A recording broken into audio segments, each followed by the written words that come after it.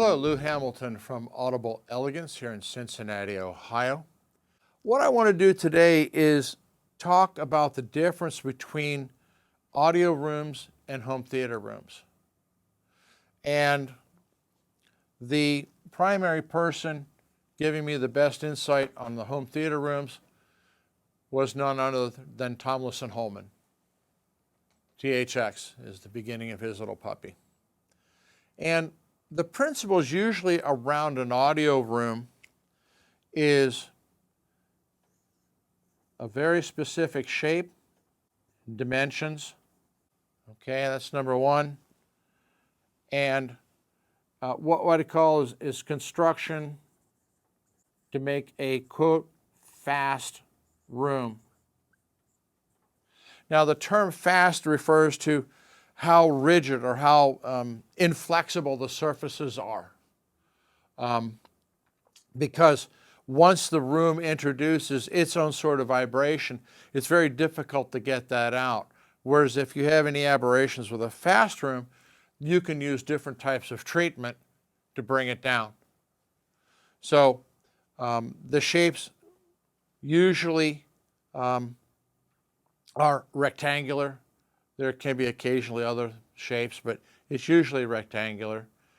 And of the specifics, one of the golden rules is no dimension can divide, what we call it, the other, nor a common number. So if you had a room that was 8 by 10 by 12, the problem you have there is it's all divisible by the number 2.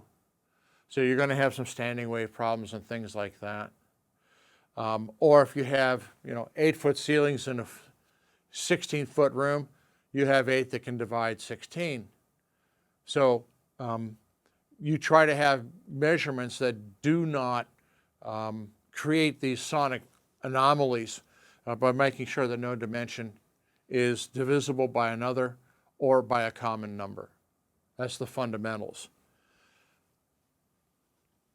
Fast, dimensional shape, okay, general room size. Home theater is very different, and this is where things can get kind of messed up because people want to do this. They want both. But the fundamentals of the room are different. So if you're going to have one system trying to do both, you're going to have to decide which direction you're going to fall down, because you're in terms of construction and rooms. You're not going to get both. Guaranteed. Sorry. So with home theater, you have more open to dimensions. It's not unusual to actually have a sort of fan shape to it. Okay. I'm not a particular fan of the fan shape because it dramatically increased cost of the building of the room. But one of the things you don't want in that room construction is what's known as a fast room.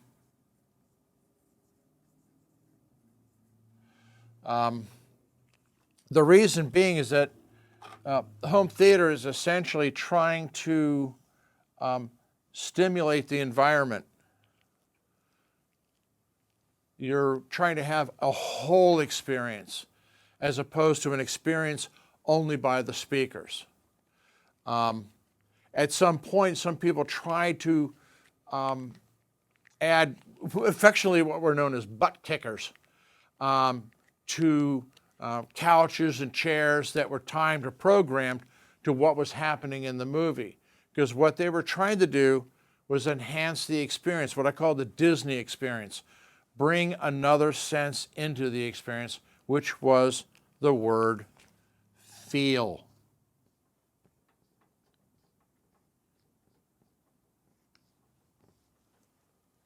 Now, anybody who has been to Disney World or Disneyland has experienced this along with the visuals and the sound.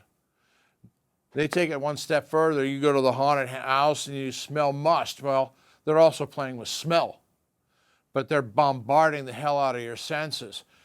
Home theater is attempting to do something very similar, particularly if you're talking action type movies, or you're watching Apollo 13 and the rocket is blasting off and you have all that flames and smoke and they want you to feel that. If you're that close, you would feel it. It would be deaf, but would feel it, and maybe burn too. But where that's not a priority, audio is not designed around that concept. The only audio performance that I've heard which was intentionally bombastic was actually, Berlioz Requiem, when you have all of those pieces of percussion at it between the drums and then all of the layers of horns. But it was the drums themselves creating, the presence of God. But really, most of the time, no. Now, that's different than simply playing loud. Anybody who's been to a Grateful Dead concert knows that that's loud. But it's kind of the mode as opposed to trying to create an expression within the music itself. But home theater, on the other hand, they want you to feel it. So you don't want a fast room. You want a room that can give a little bit. Now, in this process of giving, one of the things, which is a nightmare for both, okay, is essentially zero rattle. You don't want any surface or HVAC system rattling when you're playing loud. That's just simply not in either format and very annoying. So early on in the construction of a home theater room, one of the best things to do is to bring over the subwoofer and power it up, try to shake the shit out of the room, because that'll reveal anything that's loose or can rattle. And it gives you an opportunity before the room is finished to address it. Because once you finish a room and paint it, if you got to go in and start trying to fix things, you are going to get into a repainted ceiling or a repainted wall or drywall repair, and people aren't real happy about that. So the fast room here, one of the things you very rarely see, particularly in the basement, is the addition of essentially what you would call a subfloor. Now, people will make risers and such so that they're floating so that they vibrate from the sound, but you can also have a flat floor, but you're actually building a surface that can vibrate along with it. So the concepts are very different. I have constantly had this argument with people about how they're supposed to be. I'm sorry, I talked to the master. I've talked to the masters. You can't have both because their priorities are different.